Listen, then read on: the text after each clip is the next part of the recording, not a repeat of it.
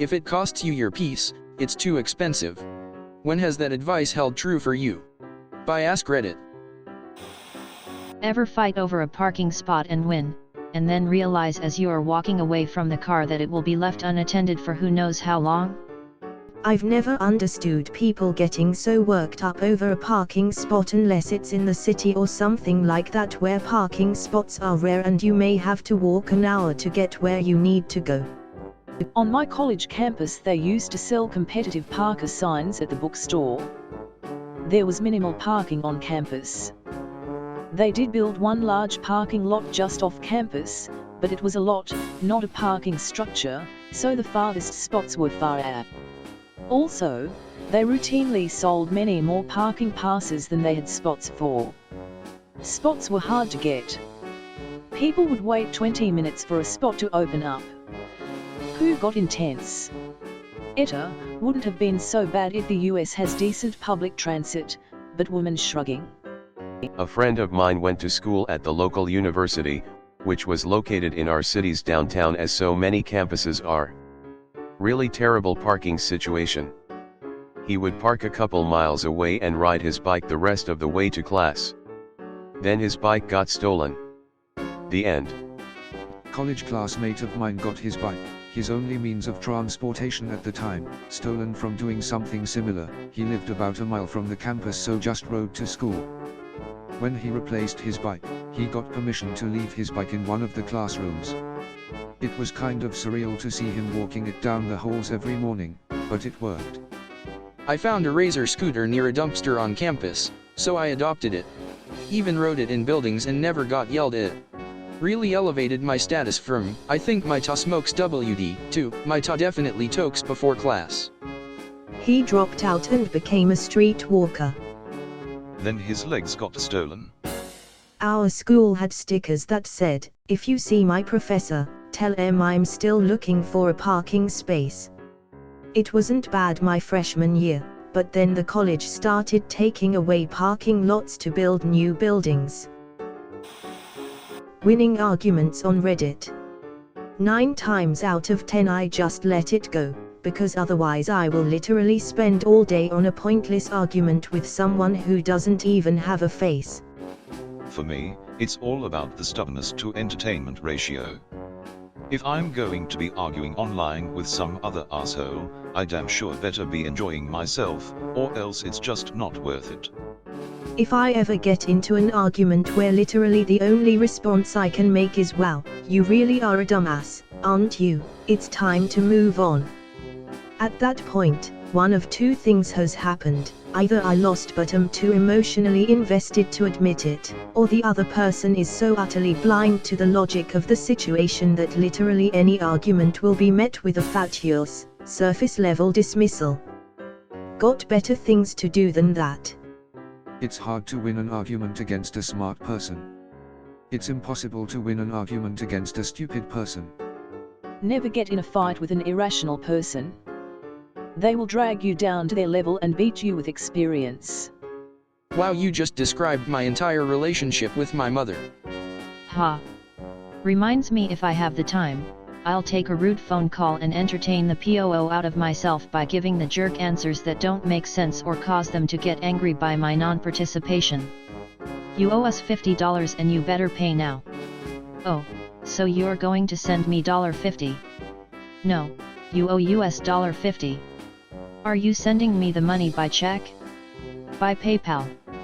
Sir, you don't understand. You need to send the money to US. Oh. Okay. Where do I send this $5 bucks to? Sir, it's $50, not 5. So do you feel like this has really been worth your time yet? I'm not sure. Hold on, I have to go put some water in your mother's dish. Put the phone down and start pouring water into the dog dish, talking to my dog loudly. And it just gets better from there. Smiley face. Reminds me of a scene in Seinfeld. Salesperson calls Jerry. Jerry picks up phone. Jerry, hello. Salesperson, blah blah blah. Jerry, well, why don't you give me your number and I'll think about it and give you a call. Salesperson, I don't really feel comfortable about that. Jerry, Oh, so I guess you don't like strangers randomly calling you in your home, do you?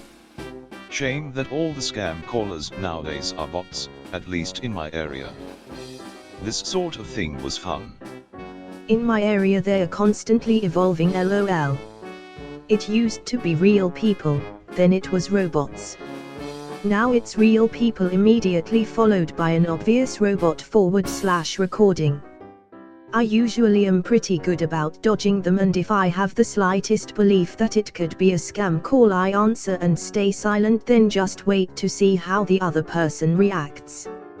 Usually works pretty good because real people that are non-scammers usually respond a certain way, hesitant, confusion. Heard a woman with a non-accented voice do exactly that. Silence from both of us followed by her hesitant hello, and I said, who's this, only to have it immediately transition to a robot voice talking about the fabled non-existent credit card. Non-millions of lurkers exist on Reddit. If I can at least challenge someone's point of view, even if I can't change the person I'm talking to's mind, I might change the mind of a lurker reading the exchange who agrees with them. Them's fightin' words. Then we have to settle this like men. I will see you on the underwater basket weaving field, good sir. None. I don't why I got so invested in trying to correct them, but I started creating visual diagrams that analyzed objects in the photo to prove my point. What a waste of time in retrospect, haha. I once got into a long argument with someone who was just absolutely wrong about the physics involved in the trajectory of a bullet. And they're claiming to be someone who shoots quite a lot, but they are just dead effing wrong with what they're saying. Nobody who shoots would say what they were saying. Turns out they were Swedish, I'm American, and they had an excellent mastery of the English language, but they'd been drinking and somehow flipped the words up and down. We were going back and forth, in English, and nothing they were saying was making sense, and I finally made a drawing with labels and took a picture and posted it. That's when I found out about the Swedish and the word switch. It was hilarious because we were both so effing mad at each other for being a total idiot. Literally every idiot thing I thought he was saying to me, he thought I was saying to him. The Swedish word for up is up, so I don't get how that could even happen. Not calling you a liar, it's just odd. Just remember, you can't use reason to get somebody out of a position they didn't use reason to get themselves into. Reddit is overrun with an abundance of people that contain nothing but derivative knowledge. I say my piece, then hit disable inbox replies. Work-life balance in my job. Nothing is ever on fire, nothing has to be dealt with at 11 at night or on the weekends, regardless of who's sending a Slack at those times. I protect my evenings and weekends with a ferocity. My dad tried doing this after 40 years of bending over backwards for the company. Owner instantly started playing games and trying to find a way to fire him. So, my dad retired 3 years early. Suddenly they were begging him to stay. Nope, he's out of there. Done. Gone. Bye. None. You must be my neighbor. I think he just retired, and for the first time in a long time, I've seen him working on his red 84 Corvette that's been sitting. This is why I quit my last job and have been freelance for almost 3 years. I worked in advertising at a casino, even though I also did a lot of IT tasks. I was the audio-video content administrator. I did a lot of things, which included making sure the televisions on the casino floor were on popular or top sporting events 24/7. I had a weekend where I had an event that was very important to me, and I told my boss and his boss I was unavailable all Saturday no matter what. If a TV was off or needed changed, there are people who interact with customers who can fix it, and if not, IT has someone on call 24/7 to fix it. I get multiple calls and texts back to back on Saturday that none of the TVs will work. I replied, I am unavailable, please call the IT on-call number at whatever the number was, and ignored everything else. I get to work Monday with my boss throwing a fit at me. After reminding her, I told her I was unavailable, and us arguing, we finally got to what the problem was. Turns out no one paid the DirecTV bill, which was not my job to even do. It was someone in its job. They tried to make me work every evening and weekend, even though I told them a big reason I wanted the job was MF 8 to 5 work since I was leaving retail sales for it. They refused, so I put in my 2-week notice. Like 2 days before my last day, my boss wants me to train our social media guy on every single thing, which included teaching him video editing, editing an After Effects template, and a laundry list of other things. Cut to my first day not working there and he's calling me asking for help. Walked the poor dude through a simple task. Next week he calls again with an issue I'd have to be on site to fix. Told him to tell my now ex-boss / his boss my freelance rate was $100 per hour, I was paid $16 per hour when working there, never heard from them again. Told him to tell my now ex-boss / his boss my freelance rate was $100 per hour, I was paid $16 per hour when working there, never heard from them again. Good riddance. Agreed. I liked the social media manager, and for the most part my direct boss. Really the only problem I had with my boss is he was absolutely terrified of his boss, who was the director of marketing, who didn't know a damn thing about marketing or really anything, so there were never discussions with myself of why what she wanted done wasn't the best way to do it or the right way. When she told me my schedule was changing, she did it when he was out of town for something, then when he came back I talked to him about it all, and explained I was happy to work out a schedule that kept me 8 to 5 MF, and be able to work remotely when IT who was on site 24/7 couldn't fix something, but I wasn't doing it from my personal phone since that's what they kept calling me on. I wasn't going to be at their beckoning for small pool like changing a TV channel at 2 AM or something when the managers of each area had the ability to do that. Essentially I told him I took the job to be consistent in schedule, and because work wasn't my entire life. I worked retail for 7 years before this, and missed so many family events or friends getting together because I worked every single weekend. I was absolutely not doing it again. At that point I could go back to retail / sales, and make more money at least. He said he understood, but his hands were tied, which I understood. I told him after that conversation to consider this the beginning of my 2-week resignation unless we all worked something out together. The problem was the marketing director refused to take my calls or answer emails for the 2 weeks. My boss asked me a week into the 2-week notice if I would reconsider, and I told him I was firm on we needed to come to an understanding that didn't include me being completely screwed in the situation. He said he understood. Then 2 days before my last day is when I finally got to start trying to train the poor social media manager who had to take over. Something very similar happened to me when I left the military. I worked in a machine shop in the military, and was the main guy that programmed and ran the CNC mill and CNC lathe. When I was about 2 months out, I asked if they wanted me to train somebody to take over. Nobody wanted to learn, and the people that did want to learn were always given POO work to do and were then too busy. About a month after I left the military, my old shop is calling me and asking questions. At first I felt bad, and helped them out. It went from 1 call a week to multiple calls a day real fast. I ended up having enough and told the new guy, listen, I have a new job, I live 3,000 miles away, figure it the F out, or the government can pay me to fly back out and give you a class on how to do it. He was very understanding and apologized. I told him not to worry about it, and I apologized for blowing up on him. Well, about 45 minutes later I get another call, but this time it was from the Master Sergeant, E8, so pretty high up the food chain. And he is just chewing me out about how it's my fault POO isn't working and how I never trained anybody. Me and this guy never got along because honestly he was a piece of POO and only got to be where he is because he joined when the war was going strong and they were allowing anybody to join. I told him, if you want me to be giving advice I can bill you for my time, my rates are $100/hour and I want the money up front. He blows up on me again because I didn't call him by his rank and for disrespecting him. I politely told him to F off. I think my exact words were F off, bud. Anyways, it came to an end when he told me that I am still under contract for my inactive reserves and he would recall me and wreck my world. I laughed again and told him to try. I can get paid pretty well to be a POO bag. He hung up and they never called again. Some friends that were still in the shop were pissed because that Master Sergeant just unleashed hell on the shop because of me. Sounds like that Master Sergeant needs to go back to basic to learn how to aim.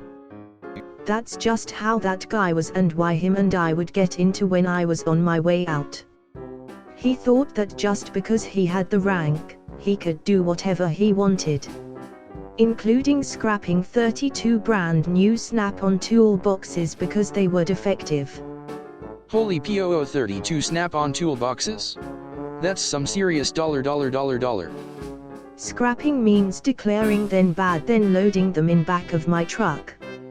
Of course none of my employees admitted to giving out my home phone number. Man, that is such a sucky situation all round, from your employee likely being so bully to giving your home phone number to the entitled bitch effing prick who actually had the entitlement and audacity to call you, to you being called when at home. Definitely F her though, and that was low of your employee. Man, that is such a sucky situation all round. The DM was the only good thing there. She also could have lied about where she got your number. I once had a fellow employee get himself into trouble with a customer and said customer got a hold of our district manager's home phone number somehow and called him up to rant about the other guy. I was accused of giving out the DM's number to get him in further trouble and no amount of denial on my part could convince him, and a choice few others, that I didn't. I still don't know how the customer got his number. No kidding. I worked at a grocery store that put me down for 0 hours every week on the schedule and then call me in for 6-hour shifts every day. I started making plans to go do stuff on whatever day I felt like and telling him if he wanted me to work then he could put me on the schedule like everyone else. Reminds me of when I was in high school. I applied for, and got, a job at a grocery store. The manager who hired me said they would contact me with my schedule. Never heard from them. But I did hear from people at school that I was on the schedule and the managers were pissed that I wasn't showing up for my shifts. I guess I still work there? It's been 30 years, but I never was told I don't work there. Same.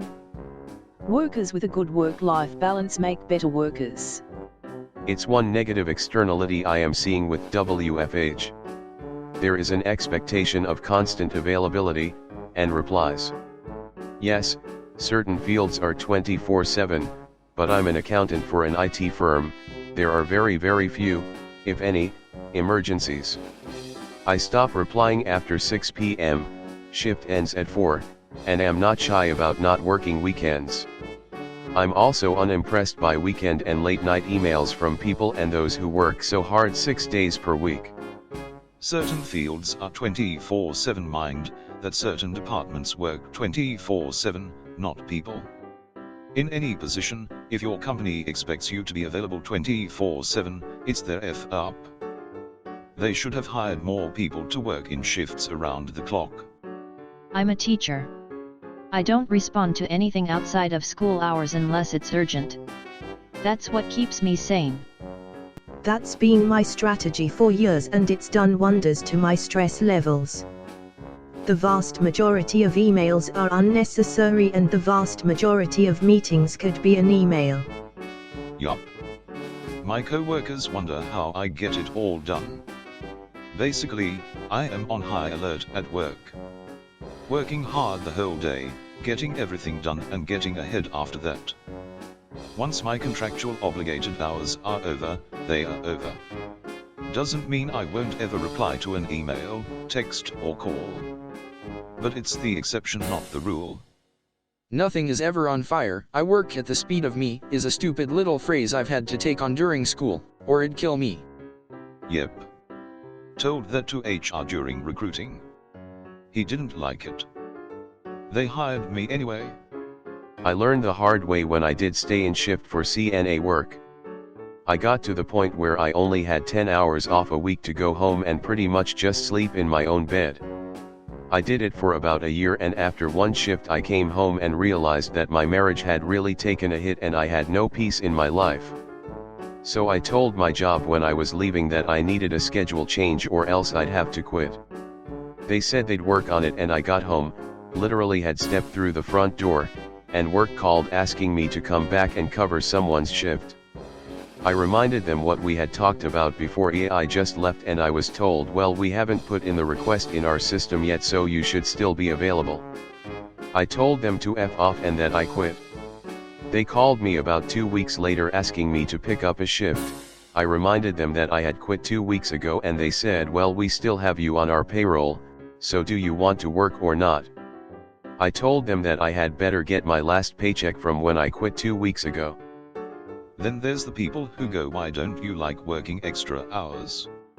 Don't you like money?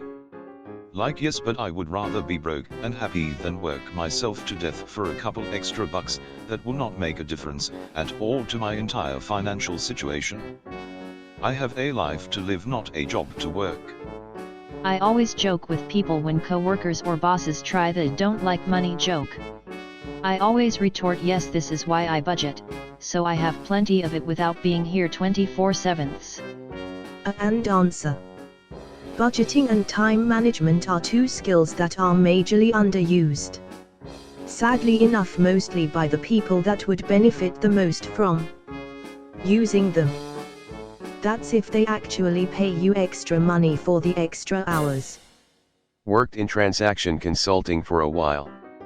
Never again. All the money in the world isn't worth working from 9 to 1 a.m. regularly. And the money wasn't even that good compared to other industries. That's why I love working hourly. If I'm not on shift, it's not my problem. And if I do stay late or come in to help, I get paid. My dad is king of, well, why not just work as many hours as you can? Well, Dad, I really value my free time, even if it's me doing nothing, because I don't want to slave away at a job for 50+ hours a week for years like you did. Don't even get me started on a long, hour or more, commute. I don't know how people deal with that POO. You're leaving yourself almost no free time on days you work. Yup. Exactly why I'm leaving my current job. 12-hour shifts starting to take its toll. I leave the house at 5:45 am and return around 10:30 p.m.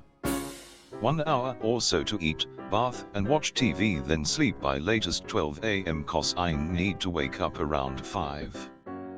The one off day after 5 days of work definitely isn't enough. Has reached a point where my free time and my life basically outweighs the decent pay. So I tendered my resignation. My husband's family has money. When we were first starting out, we were encouraged to ask his grandparents for help, but we didn't want to. When we bought our first home, they were offended that we got a mortgage from a bank instead of using family money. 20 years later, we are happy in our own little bubble. We have no stake in any family drama, and we only visit when we feel like it.